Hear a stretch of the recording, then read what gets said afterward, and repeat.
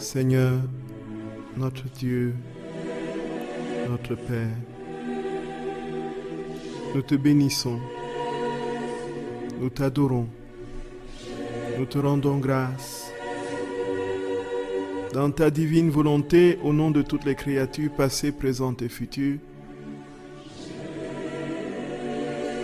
pour l'immensité de ton amour, cet amour qui s'est manifesté pleinement dans la création et plus encore dans l'œuvre de la rédemption et infiniment plus dans cette œuvre qui se déploie devant nous, sous nos yeux, celle de la sanctification. Seigneur notre Roi, nous voici devant toi pour te dire combien notre désir est grand de correspondre à toi, à ta volonté, de nous laisser immerger dans ta vie divine, de nous blottir dans tes blessures sacrées, dans chacune de ces blessures qui criaient sa soif de voir toutes les âmes unies à toi. Nous voulons blottir l'humanité passée, présente et future dans chacune de tes blessures sur ton corps. Tu me fiais de coups. Seigneur, il te dit combien notre ingratitude est grande devant l'immensité d'un amour dévorant, consumant, d'un amour qui suffoque, d'un amour seul, celui que tu manifestes dans le sein de ta mère. Jésus de mon cœur, accueille les supplications et les larmes de ces milliers et des milliers d'âmes qui aujourd'hui te cherchent en vérité dans ce grand cadeau de la divine volonté. Te supplions, Seigneur, accorde à toutes ces âmes à la surface de la terre de multiplier leurs actes dans ta divine volonté pour que ton règne advienne et que ta volonté soit faite sur la terre comme au ciel. Jésus, nous avons pleinement confiance en toi et nous savons que rien ne peut nous éloigner de cette fournaise d'amour que tu manifestes déjà dans le sein maternel si nous sommes bien disposés intérieurement. Oui, Jésus, nous voulons te donner notre volonté, la faire mourir et laisser la tienne complètement vivre en nous, pour que tout en nous soit un reflet parfait de ce que tu es, Jésus. Seigneur, notre cœur est là. Notre cœur est là de courir après les vêtis et les réalités éphémères de ce monde. Notre cœur est fatigué, Jésus, de n'absorber que la puanteur des réalités mondaines qui nous éloignent de cette fournaise d'amour. Notre cœur est fatigué de chercher tout sauf toi, Seigneur. C'est pourquoi nous voulons, Jésus d'amour, que tu viennes toi-même t'établir en nous. Sans toi, nous ne pouvons rien faire. Ô Jésus de mon cœur, sans toi, nous ne pouvons rien faire. Et nous voulons comme Pierre crier, crier, crier, crier de toutes les veines, de toutes les artères, de toutes les viscères de notre âme. Criez, Jésus, criez, criez comme Pierre. À qui d'autre irons-nous, Seigneur? À qui d'autre irons-nous? À qui d'autre irons-nous, Jésus? Tu as les paroles de la vie éternelle. Seigneur, notre Roi, s'il te plaît, mon amour, ne regarde pas nos ingratitudes, ne regarde pas tout ce que nous mettons en route pour te faire souffrir, mais regarde notre bonne intention. Et tu sais qu'il arrive que nous en ayons. Oui, Jésus, nous voulons être tout à toi, Seigneur. Oui, tout à toi. Oui, viens prendre possession de nos âmes et multiplie ta vie dans les créatures. Viens régner, Jésus d'amour. Viens régner, nous t'attendons. Nous t'entendons, notre Roi. Nous t'attendons, Seigneur. Viens régner, viens régner, viens régner en nos âmes. Viens régner en nos âmes. Viens régner en nos âmes.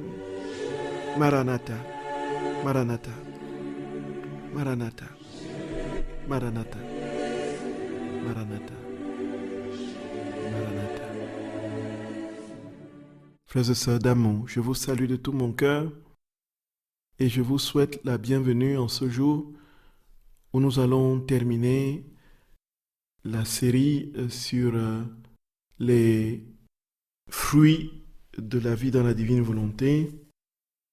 Du moins, terminer, on veut dire terminer le peu de balbutiements que nous pouvons faire là-dessus. Et la prochaine fois, nous attendrons ce que le Seigneur nous donnera comme autre thème, autre thématique à développer. Frères et sœurs d'amour, je vous salue encore de tout mon cœur et je prie que notre très saint Seigneur nous assiste pleinement au cours de ce temps d'antenne, que vous soyez disposés à accueillir tout ce qu'il voudra mettre dans son cœur, soit que vous percevez dans ce qui est dit ou que ce qui est dit aille plus loin et touche profondément ce qui n'a pas été dit en vous, pour que vous soyez entièrement, en toutes choses, transformés en lui. Jésus nous a dit que sa parole, c'est lui-même, que ses vérités, c'est lui-même. Les connaissances, c'est Dieu. Et alors que ces connaissances que le Seigneur développe au fur et à mesure des lectures et des explicitations balbutiantes, entrent profondément en nous, forgent la vie divine en nous, pour que nous soyons pleinement de petits Jésus sur la terre. Frères et sœurs bien-aimés, soyez infiniment bénis et comblés. Nous allons nous confier à notre très sainte Mère comme de notre habitude et lui demander de nous assister par sa prière et de nous couvrir et couvrir ce temps d'antenne, couvrir chacun et chacune de vous, couvrir tous les auditeurs qui écouteront en podcast de son manteau maternel. Nous nous confions à elle humblement. Très Sainte Mère, viens à notre secours.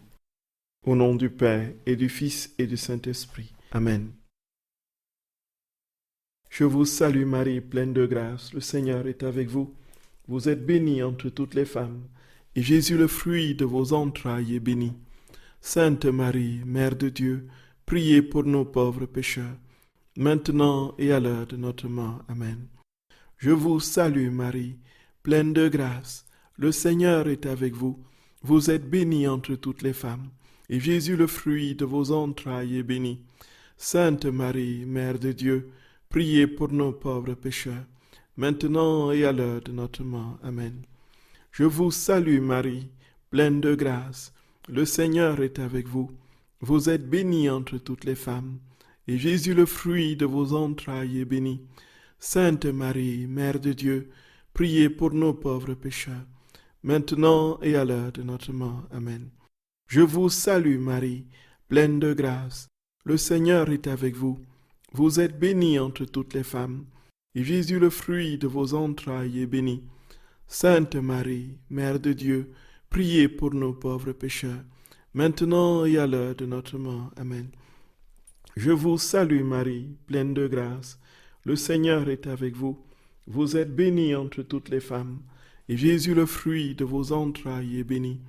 Sainte Marie, Mère de Dieu, priez pour nos pauvres pécheurs, maintenant et à l'heure de notre mort. Amen. Je vous salue Marie, pleine de grâce, le Seigneur est avec vous.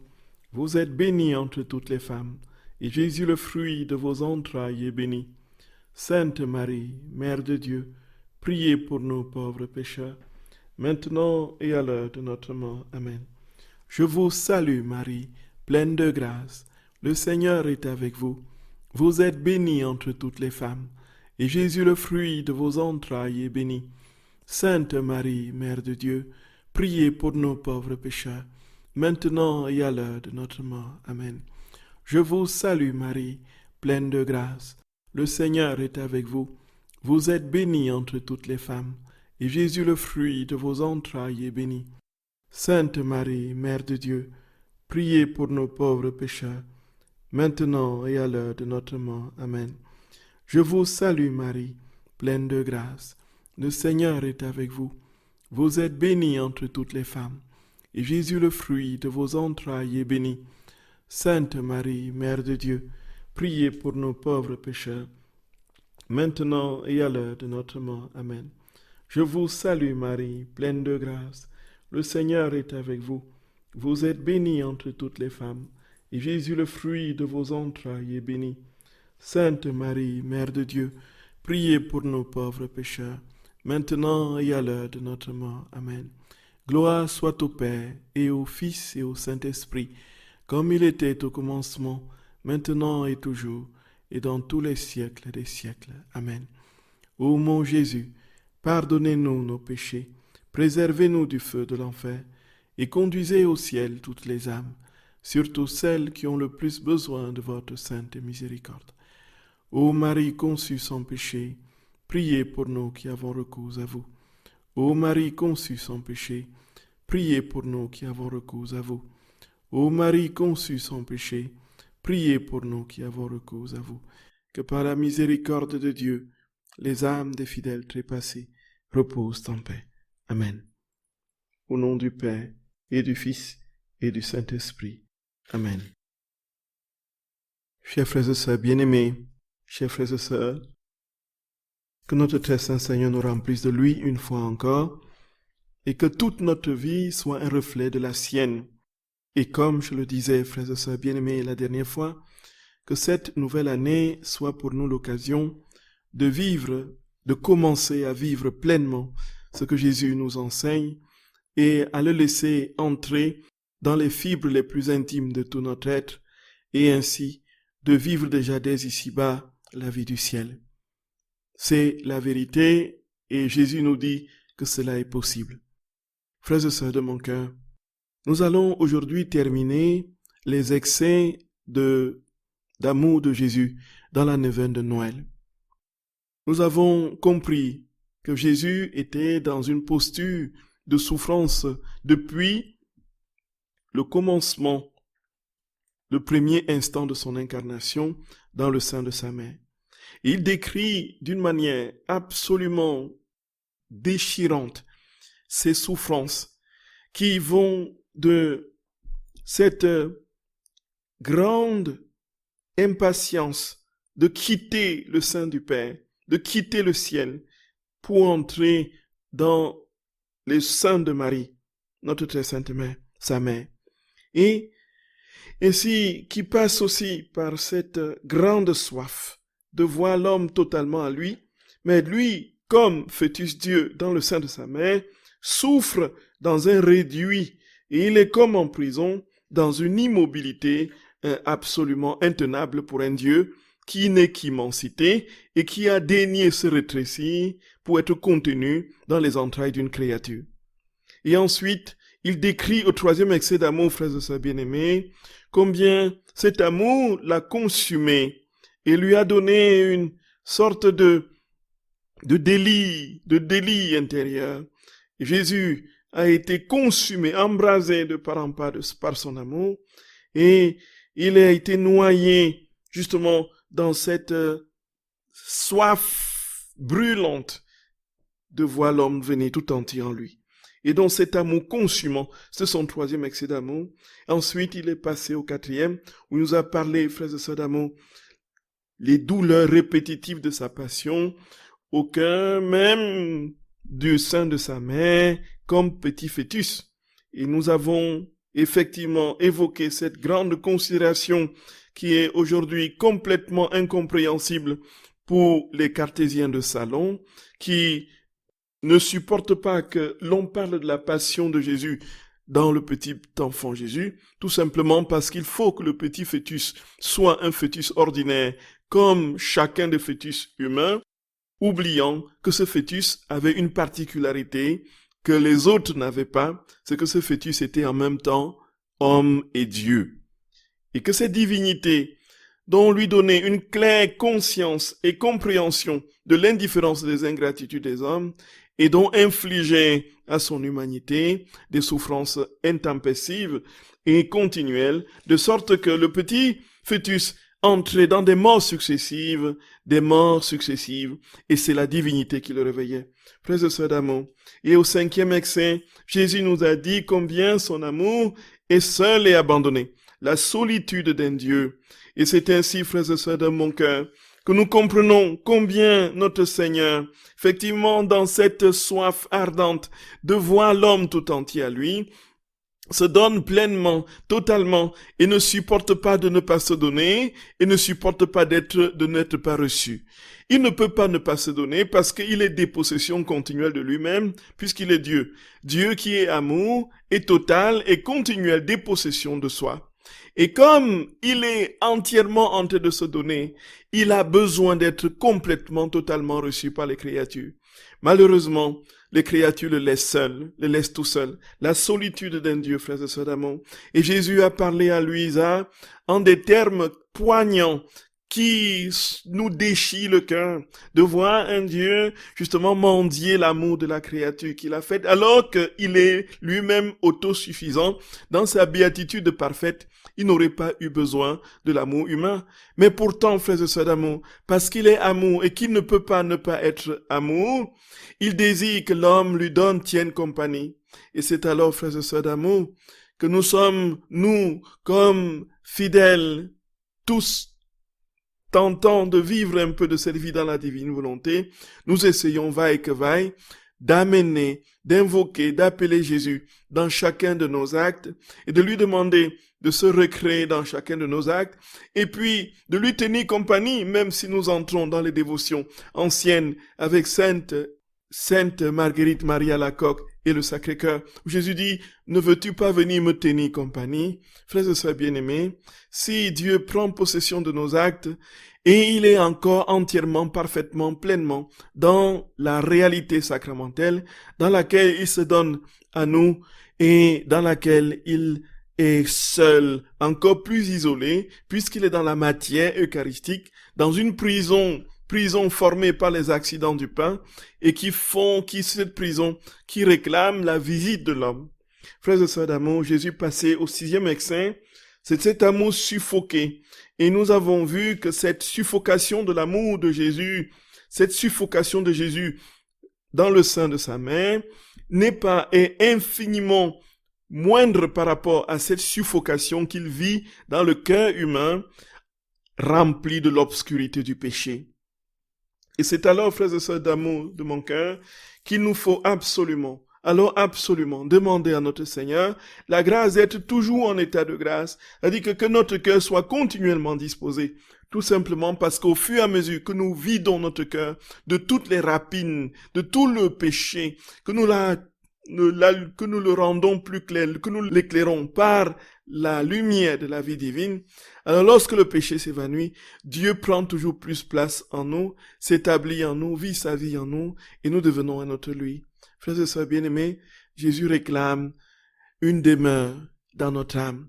Il veut quitter l'obscurité dans laquelle nous l'avons emmitouflé par nos péchés, nos ingratitudes, la noirceur de nos cœurs. Il veut que notre cœur soit libéré et purifié. Et c'était le 6e excès d'amour, frères et sœurs bien-aimés. Jésus qui suffoque. Et que le sein de sa mère, en fait, c'était la préparation, l'annonce, en fait, la réalité symbolique de la noirceur du péché qu'il enseigne. Alors, le sein de sa mère, l'obscurité du sein de sa mère n'était rien à côté de l'obscurité du cœur de l'homme. Donc, l'obscurité physique du sein de sa mère, bien sûr, puisque sa mère n'avait jamais aucun péché. Elle n'a jamais péché, même pas eu une tendance au péché. Elle qui est l'Immaculée Conception. Et alors, frères et sœurs d'amour, nous sommes passés ensuite au 7e excès d'amour, où Jésus souffre de l'ingratitude. Et il est blessé par cette ingratitude. C'est-à-dire que cet amour qui n'a pas d'échange. Lorsque l'amour n'a pas d'échange, il est comme frustré. Et comme Jésus dit que toutes les créatures, quelles qu'elles soient, doivent lui donner un retour d'amour parfait, alors, frères et sœurs d'amour, qu'est-ce qu'il nous reste à faire? Nous qui comprenons et essayons de vivre dans la divine volonté, c'est de retourner à Jésus cet amour parfait par nos actes dans la divine volonté. Alors, frères et sœurs de mon cœur, je disais donc, il y a ici une absolue nécessité de retourner cet amour au Seigneur. Et quand nous sommes dans la divine volonté, nous comprenons l'importance des rondes. Ces rondes qui sont effectivement ces tentatives de faire retourner à Jésus l'amour, n'est-ce pas, l'adoration, la consolation, l'action de grâce, frères et sœurs d'amour qu'il nous donne et que nous refusons très souvent. Et toutes les créatures devant les lui donner, nous sommes, nous, chargés de les lui donner à leur place. Tout simplement, frères et sœurs de mon cœur, parce que c'est le but de Jésus. L'amour ne peut pas ne pas recevoir un retour d'amour parfait, surtout quand il s'agit de l'amour de Dieu. Et c'est pourquoi, au fur et à mesure que nous ferons retourner, que nous redonnerons à Jésus ce retour d'amour, alors le ciel se rapprochera toujours plus de la terre, puisque l'écho de la vie de Dieu au ciel sera attiré par la vie de Dieu sur la terre, et Dieu se rapprochant de Dieu, rapprochera la terre du ciel. Voilà le mécanisme. Et frères et sœurs de mon cœur, nous avions terminé la dernière fois par le 8e excès d'amour. Et ce 8e excès d'amour de Jésus, qui est effectivement ici un amour qui sollicite, qui supplie, qui gémit. Et alors, il se fait petit enfant pour mieux supplier. Alors, il prend la forme d'un bébé pour que nous languissions, ne fût-ce qu'une seconde, devant les supplications de ce Dieu. Frères et sœurs, et toute cette grande complainte du premier excès jusqu'au 9e excès, si ce sont effectivement les complaintes de Jésus, nous comprenons que ce sont les fruits, en fait, pour l'âme qui vit dans la divine volonté, ce sont les fruits des dispositions de l'âme. Quand l'âme est véritablement unie à Jésus, quand l'âme aime son Seigneur, elle ne peut pas ne pas souffrir de ce que Jésus souffre, de ce que son bien-aimé souffre. C'est pourquoi, frères et sœurs bien-aimés, tout, en définitive, comme on le dira, tout est une question d'amour. Tout est une question d'amour. Et alors, ici, le Seigneur très clairement nous dit que il ne pouvait plus rester dans le sein de sa mère, tellement son amour était consumant et brûlant. Frères et sœurs d'amour, s'il ne devait pas observer les 9 mois humains pour être véritablement homme, pour être calqué à la condition humaine et ses lois naturelles, il serait sorti bien avant. Il serait sorti bien avant. Mais comme il était parfaitement homme, il a respecté les 9 mois. Et il dit que les 9 mois étaient tellement une éternité, tellement il avait souffert, il voulait absolument sortir. Et ici, dans le 9e excès d'amour, frères et sœurs, Jésus nous dit combien cet amour est dans cet état continuel d'agonie et de mort, et il s'est empressé à le manifester en sortant du sein de sa mère et à se donner pleinement. Et alors nous allons comprendre aussi combien, frères et sœurs, ces écrits sont véritablement inspirés et viennent du ciel, du fait de cette ressemblance ou bien de cette identité du récit du livre du ciel avec ce que la très sainte mère dit à Luisa Picaretta dans le livre bleu des 31 jours du mois de mai. Ici, frères et sœurs de mon cœur, ici, c'est absolument éblouissant et inouï. La Vierge ne peut pas dire autre chose que ce que son Fils dit, parce qu'il n'y a qu'une seule vérité, et cette vérité, elle doit être admise, elle doit s'imposer à toutes, à tous. Et c'est ici que l'on comprend, effectivement, nous sommes au cœur d'un grand mystère qui a fait souffrir terriblement le Saint-Père Benoît XVI, qui a lutté toute sa vie contre le relativisme, le fait que on considère que les vérités sont partielles et subjectives et sont le produit des consciences, n'est-ce pas, des individus. Que la vérité n'est pas unique et qu'elle n'est pas transcendante, que cette vérité, qu'il n'y a pas une vérité au-dessus de toutes les vérités, et que chacun a sa vérité en fonction de ce qu'il croit être vrai. Dans le champ de l'éthique est un supermarché absolument foisonnant de vérités partielles, parcellaires, greffées sur les intérêts et les tendances propres des individus et des consciences. Donc j'ai ma vérité, tu as ta vérité, l'autre a sa vérité, ainsi de suite. Il n'y a pas de vérité au-dessus de nous. Ça a été le combat du pape Benoît XVI qui lui a valu tous les dénigrements désastreux des médias qui l'ont sali alors qu'il n'avait vécu que pour défendre notre très saint Seigneur et le manifester au monde comme étant l'unique vérité, puisqu'il dit très clairement à la suite de l'Évangile que la vérité n'est pas une idée, mais c'est une personne. Alors nous comprenons que s'il y a une vérité, la Vierge ne peut pas dire le contraire de ce que son fils dit, parce que c'est comme ça que ça s'est passé. Et nous allons voir, effectivement, dans ce texte des 31 jours de la Vierge, comment ces propos à Luisa sont en tout point semblables à ce que Jésus dit, justement, dans les excès d'amour de la neuvaine de Noël. Frères et sœurs bien-aimés, Jésus dit que, écoutons-le, qu'après avoir passé par ces fluctuations douloureuses des 8 précédents excès d'amour, qu'est-ce qu'il fait? Alors, il dit l'homme n'a pas capitulé. Qu'est-ce qu'il constate? Il constate que l'homme continue dans son entêtement. Et alors, jusqu'ici, dit Jésus, l'homme n'a pas capitulé. C'est pourquoi je poursuis avec mon 9e excès d'amour, qui est mon très vif désir de m'échapper du sein maternel pour me mettre à la poursuite de l'homme.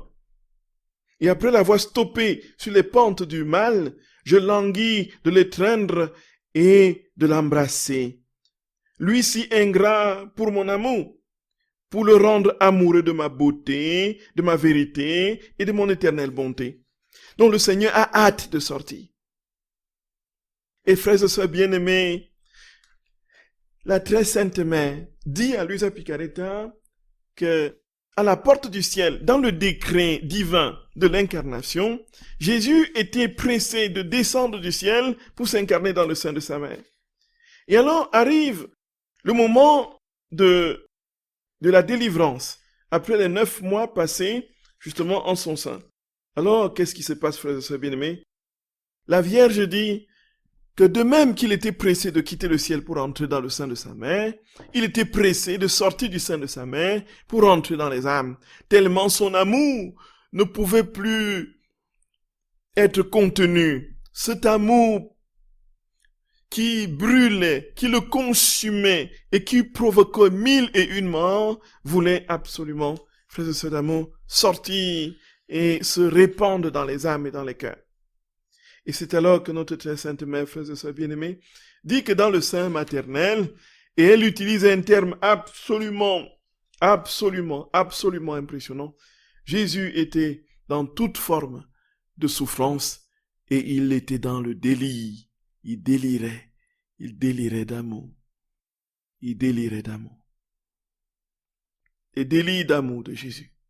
Les délires d'amour de Jésus. Alors Jésus dit, c'est au 21e jour, donc du livre de la Vierge Marie dans le royaume de la divine volonté, il dit, ma fille, si tu savais à quel point mon cœur maternel souffrait le martyre à la vue du petit Jésus pleurant et soupirant dans mon sein.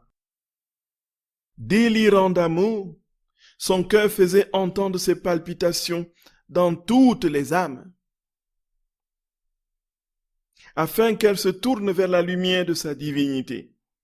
En effet, c'était par amour pour elle qu'il avait volontairement troqué sa lumière contre l'obscurité, afin que chaque âme soit dans la vraie lumière et en sécurité.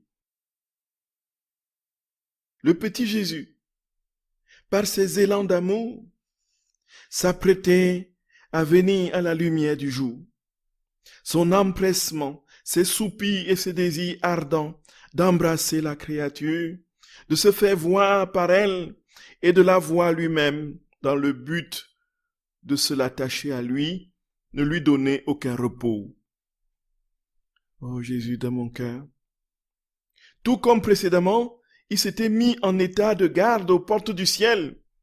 s'apprêtant à venir s'enfermer dans mon sein, de la même manière, il se mit à l'attention aux portes de mon sein qui étaient pour lui plus que le ciel. C'est ainsi que le soleil du Verbe éternel apparut dans le monde pour en arriver à son plein midi.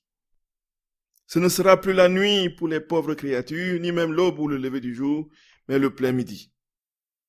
Frères et sœurs de mon cœur, nous entendons bien.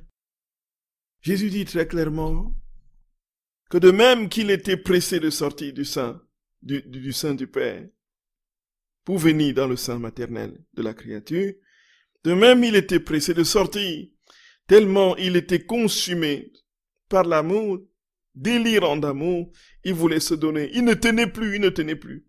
Et Jésus le dit, frères et sœurs bien-aimés, au 9e excès d'amour. C'est pratiquement la même chose. Il dit, ce grand dessein réduit ma petite humanité qui n'a pas encore vu le jour à un état d'agonie suffisant pour mettre un terme à ma vie, dit Jésus à Luisa Picaretta. Si je n'étais pas aidé et soutenu par ma divinité, inséparable de mon humanité, à cause de l'union hypostatique, dont l'union hypostatique, c'est l'union de la nature humaine et de la nature divine en Jésus. C'est ce qu'on appelle l'union hypostatique. C'est-à-dire que l'union donc de deux natures. Alors, sûrement que c'est ce qui m'arriverait. Ma divinité me communique des fontaines de vie nouvelles et fait que ma petite humanité résiste à l'agonie continuelle de ces 9 mois où elle se sent plus près de la mort que de la vie. Donc Jésus, pendant 9 mois, était plus près de la mort tellement son amour le consumait, le dévorait et il languissait, il mourait. Il était plus près de la mort tellement il n'en pouvait plus. Il fallait qu'il sorte et qu'il se donne aux créatures. Ma divinité a pris la forme humaine dans le sein maternel, cachant ainsi son essence divine. Si je n'avais pas ainsi caché ma divinité, j'aurais provoqué la peur plutôt que l'amour chez les créatures. Alors Jésus dit, en continuant, frères et sœurs bien-aimés, c'est pourquoi ma vie dans les entrailles de ma maman fut si douloureuse. Je ne me sentais plus capable de rester loin des créatures.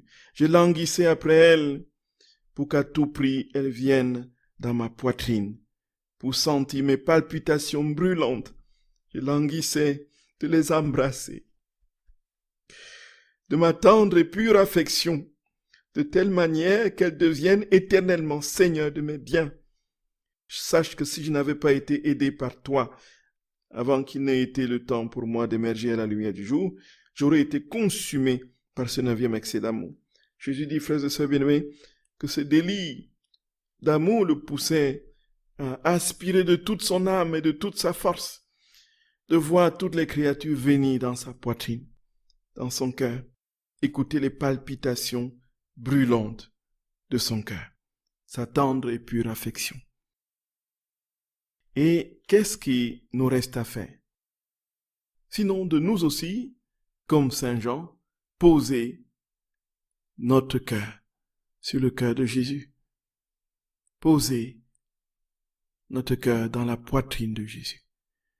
Poser tout notre être en lui pour le consoler de cette ingratitude et le laisser nous consumer, le laisser nous brûler.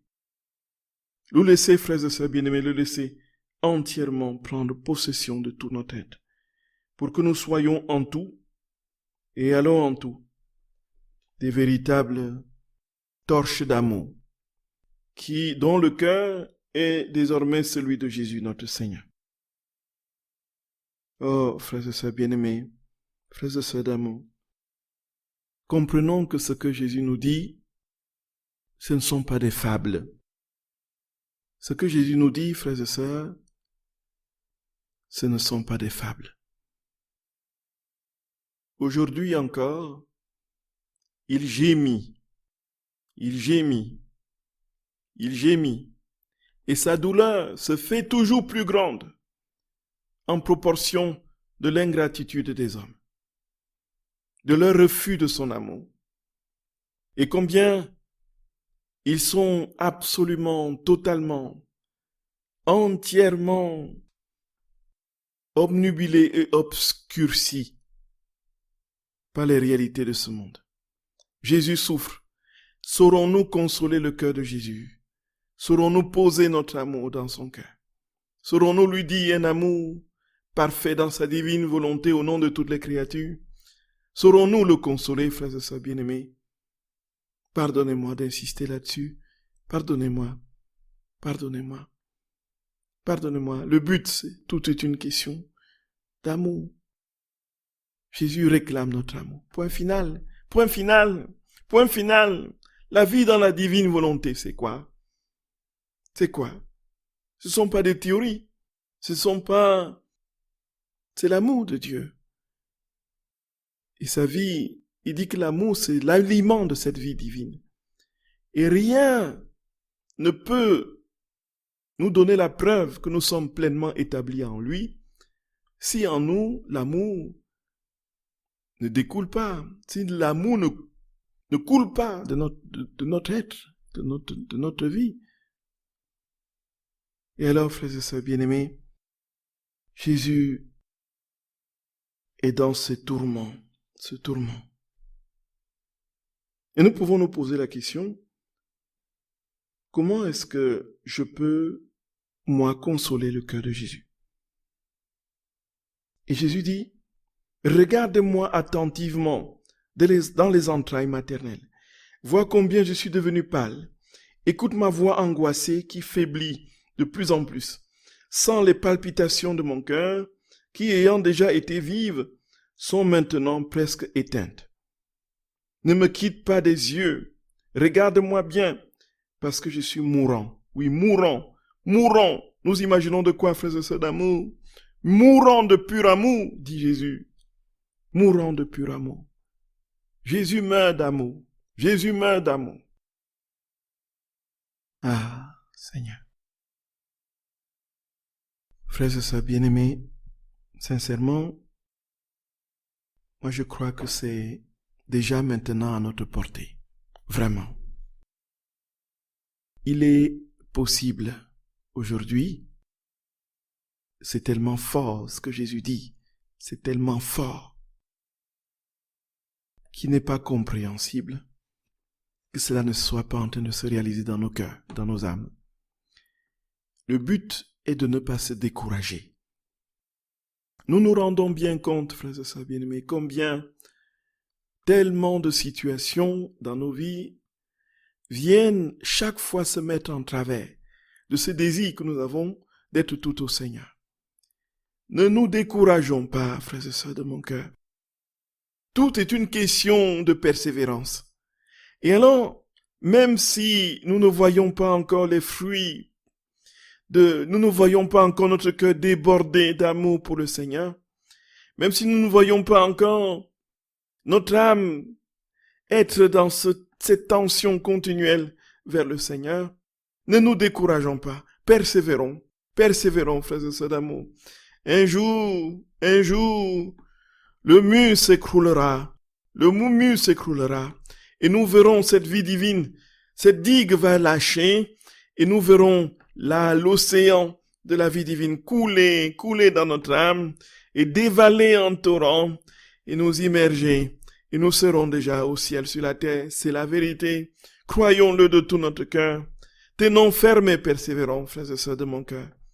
J'ai parfois, pour moi-même, ce sentiment que ça c'était au début, maintenant je me rends compte que c'est vraiment possible et c'est plus proche.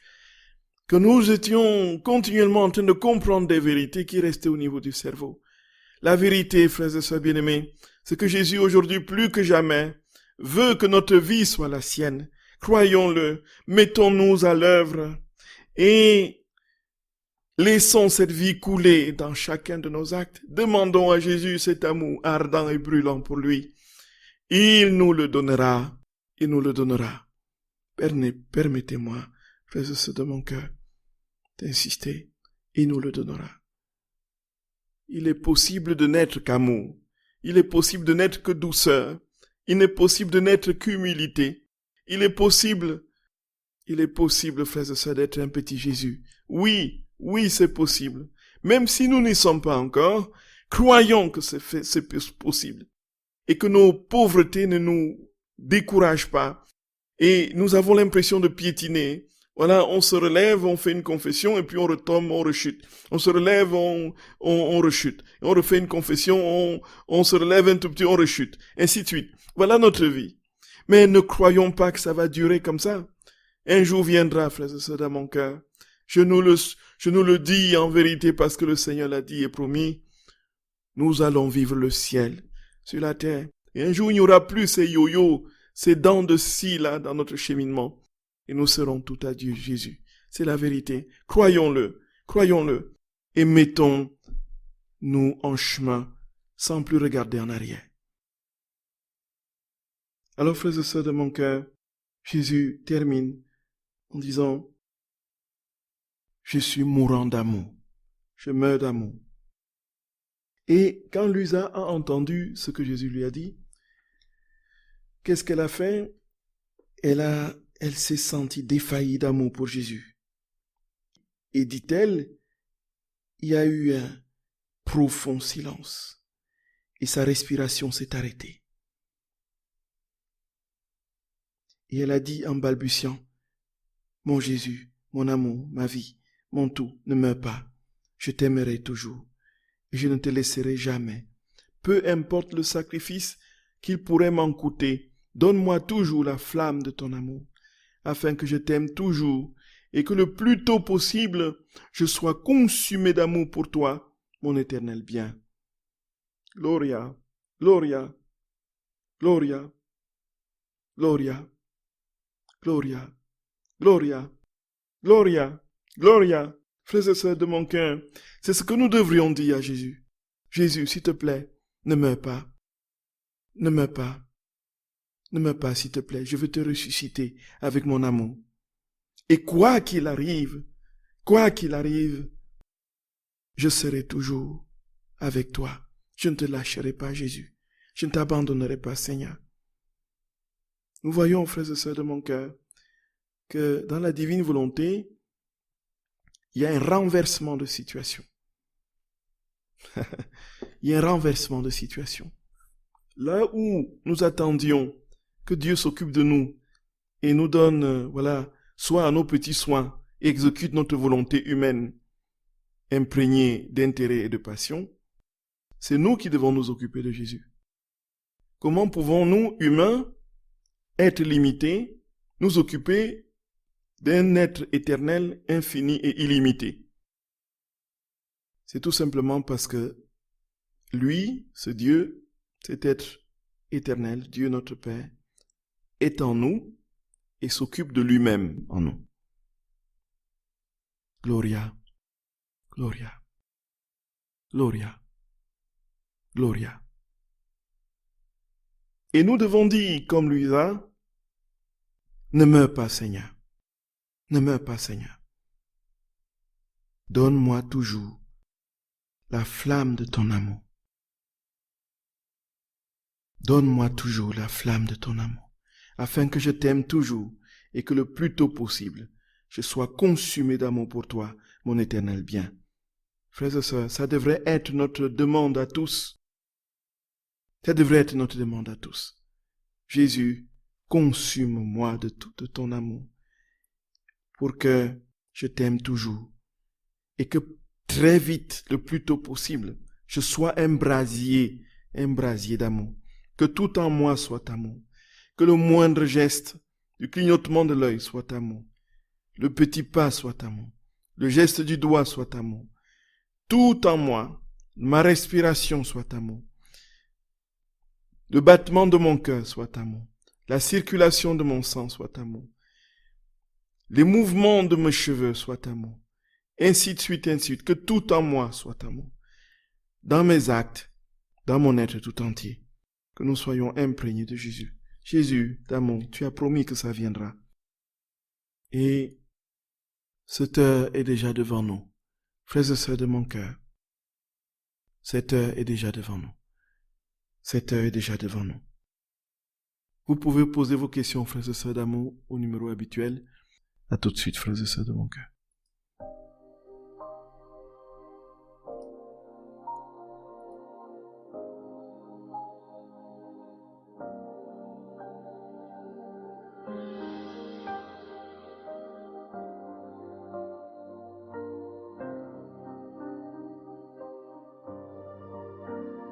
Je vous aime, ô mon Dieu, et mon seul désir est de vous aimer jusqu'au dernier soupir de ma vie.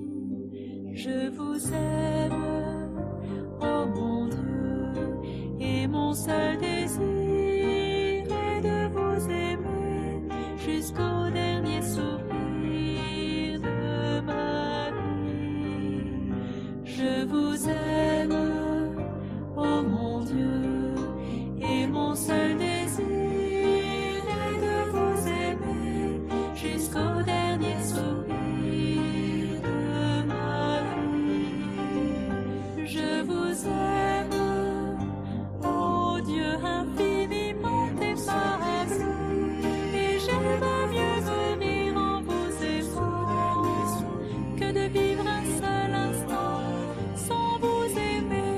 Je vous aime, ô mon Dieu, et je ne désire le ciel que pour avoir le bonheur de vous aimer parfaitement.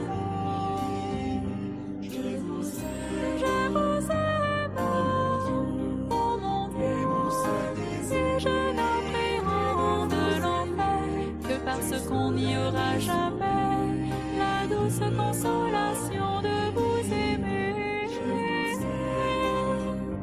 Oh mon Dieu, si ma langue ne peut dire à tout moment que je vous aime, du moins je veux que mon cœur vous le répète autant de fois que je respire.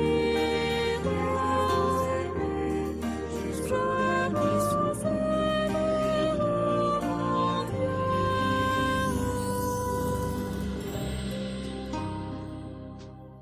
Frères et sœurs bien-aimés, vous êtes sur la radio de la Divine Volonté, la radio de l'Association française Luisa Picaretta. Donc, nous avons une question qui est arrivée avant l'émission, donc sur l'habit de lumière, le vêtement de lumière que nous revêtons dans la Divine Volonté. Si une âme revêt ce vêtement de lumière par la grâce infinie de Dieu, peut-elle le perdre comme Adam l'avait perdu? Si cette âme chute dans sa volonté humaine, par exemple, peut-elle dans ce cas retrouver la voie de la divine volonté, son vêtement de lumière? Donc comment peut-elle s'apercevoir de la voie perdue? Donc ce vêtement signifie-t-il que l'âme possède la grâce qui est totalement dans la divine volonté ou en chemin? Que cela signifie-t-il concrètement? Donc, il faut dire que le vêtement dont parle notre très saint Seigneur, c'est spirituel. Nous sommes, quand nous revêtons Jésus, qui est-il? Jésus est lumière. Donc, je suis la lumière du monde. Et donc, nous voyons qu'est-ce qui fait que nous avons un vêtement de lumière dans la divine volonté. C'est tout simplement parce que Dieu vit pleinement en nous avec sa divinité.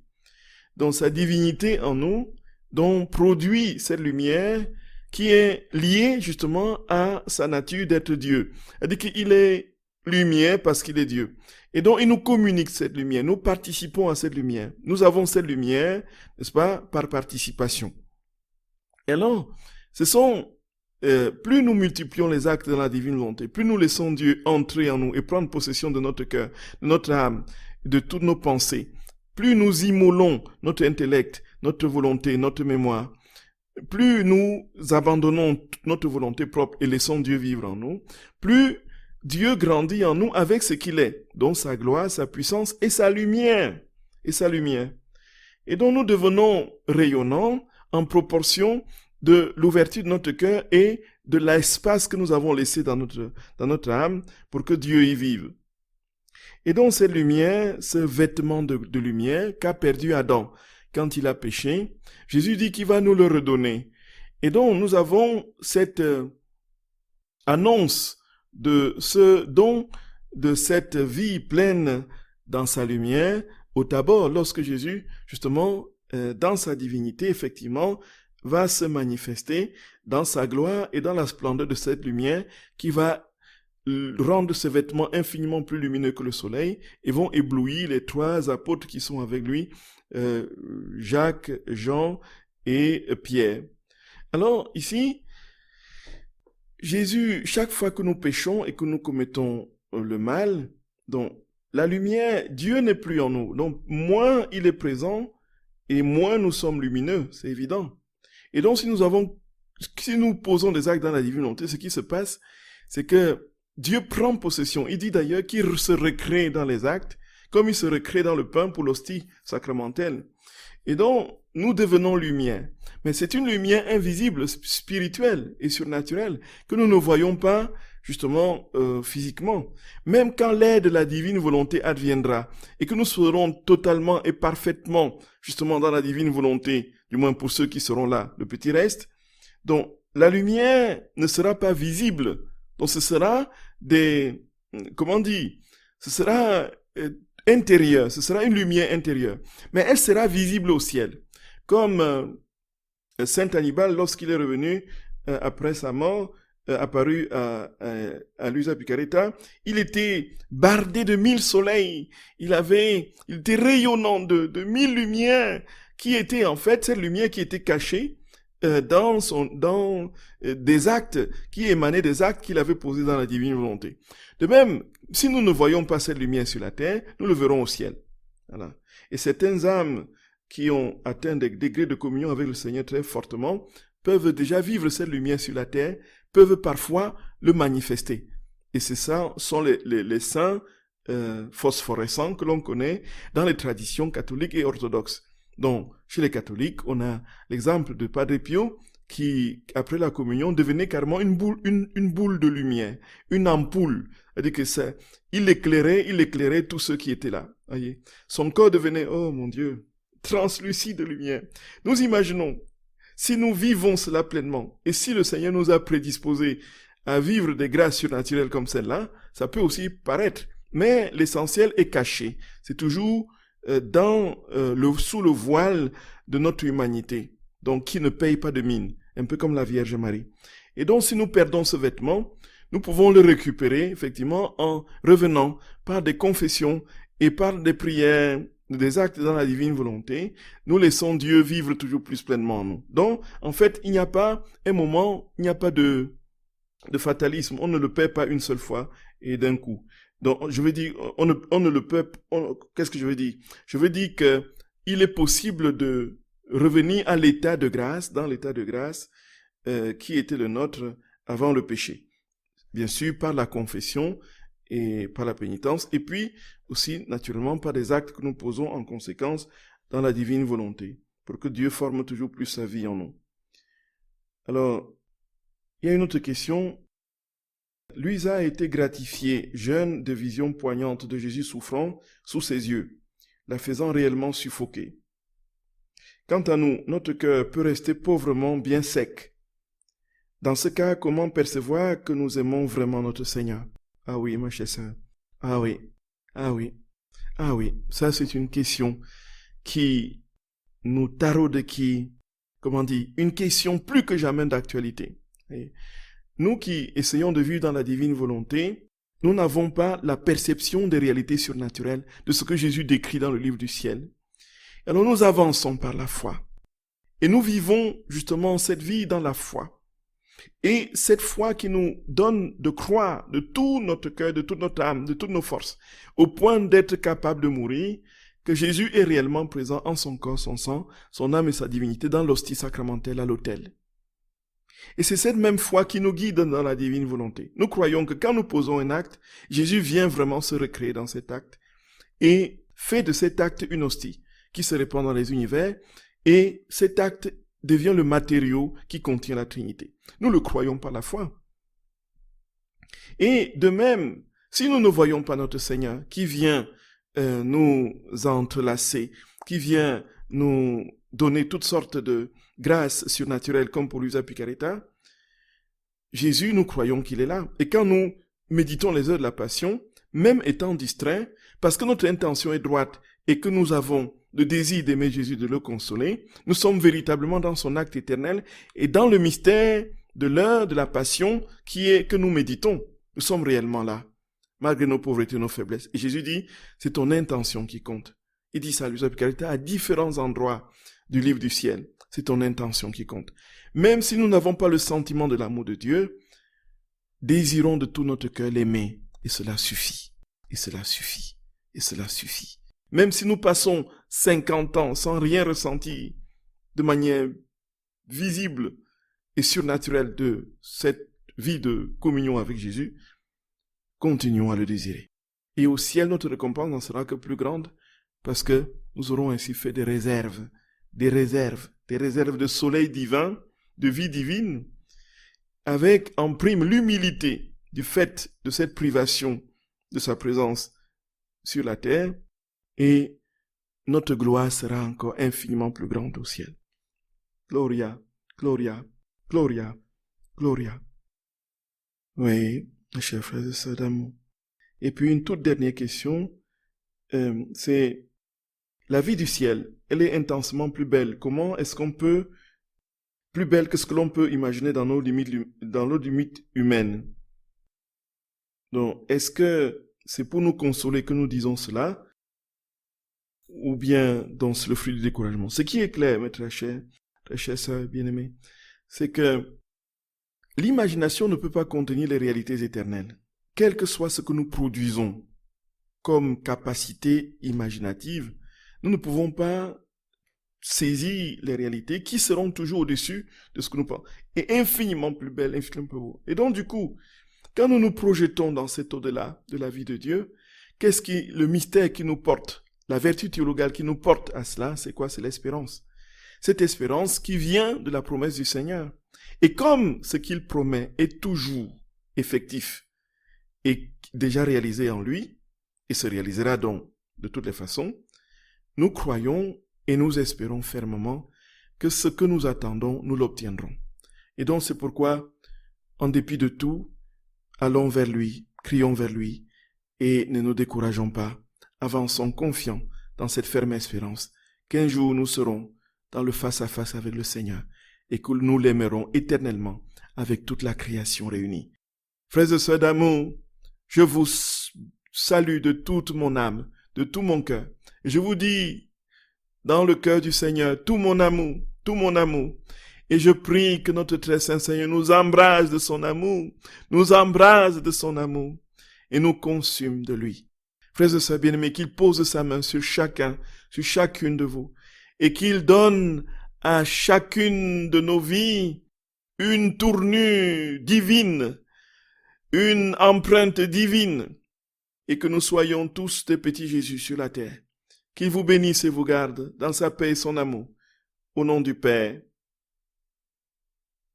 et du Fils et du Saint-Esprit. Amen. Frères et sœurs de mon cœur, à la semaine prochaine, si Dieu le veut, pour une nouvelle série. Dieu vous garde, mes très chers, avec la création. Chantons le Seigneur, magnifions ses œuvres.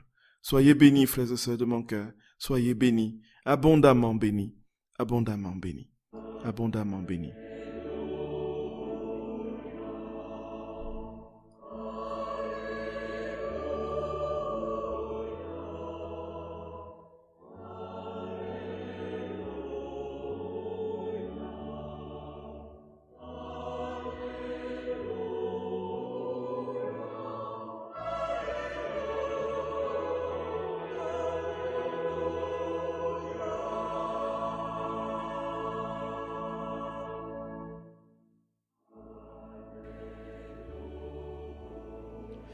C'est toi, Seigneur, qui inventes la splendeur de tes milliards d'étoiles et qui les fait danser dans ton palais de lumière. Nous te prions. Fais qu'en ouvrant les yeux sur la beauté de ce monde, nous apprenions à lui préférer la splendeur de ton ciel.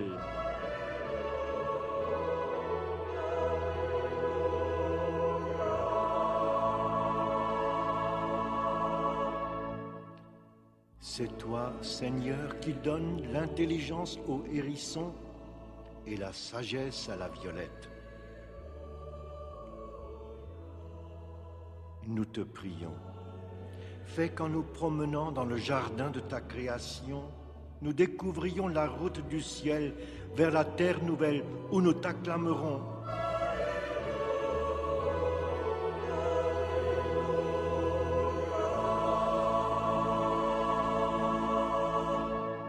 C'est toi, Seigneur, qui inventes le rire de la flûte, l'appel de la trompette, le déchaînement des grandes orgues. Nous te prions. Fais qu'en jouant la musique de cette terre, nous apprenions à lui préférer les chants du ciel et nous t'acclamerons éternellement.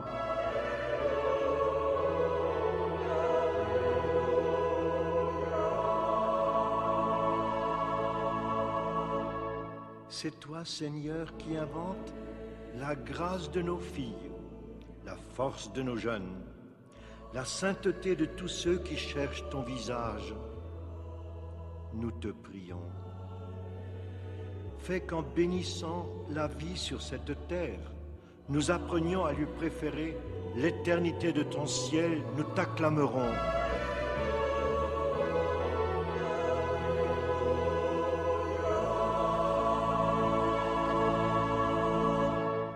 C'est toi, Seigneur, qui inventes la joie de nos danses, le rire de nos chansons, l'allégresse du vin dans nos repas de fête. Nous te prions. Fais qu'en nous réjouissant sur cette terre, nous apprenions à mieux désirer la fête de ton ciel, où nous t'acclamerons éternellement.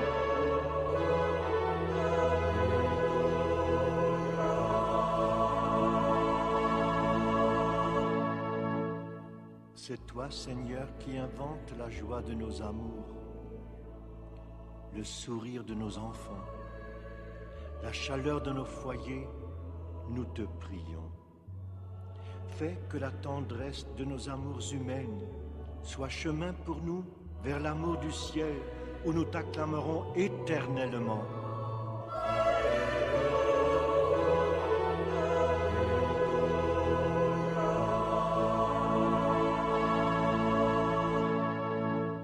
Tous tes chemins, Seigneur, sont des chemins d'ascension vers le ciel. Que chaque pas de notre vie, dans la joie comme dans la peine, nous rapproche de la vie éternelle auprès de ton Père, avec l'esprit d'amour dans les siècles des siècles, et nous t'acclamerons éternellement.